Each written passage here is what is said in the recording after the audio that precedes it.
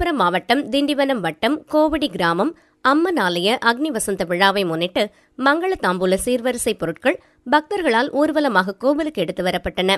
தொடர்ந்து வண்ண மலர்களால் அலங்கரிக்கப்பட்ட அர்ஜுன மகாராஜா மணமகன் அலங்காரத்திலும், ஸ்ரீ திரௌபதி அம்மன் மணமகள் அலங்காரத்திலும் காட்சியளித்தனர்.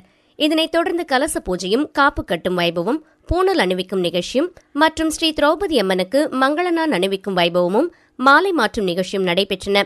மணக்கோலத்தில் இருந்த தெய்வங்களுக்கு கற்பூர அரத்தி காட்டப்பட்டன.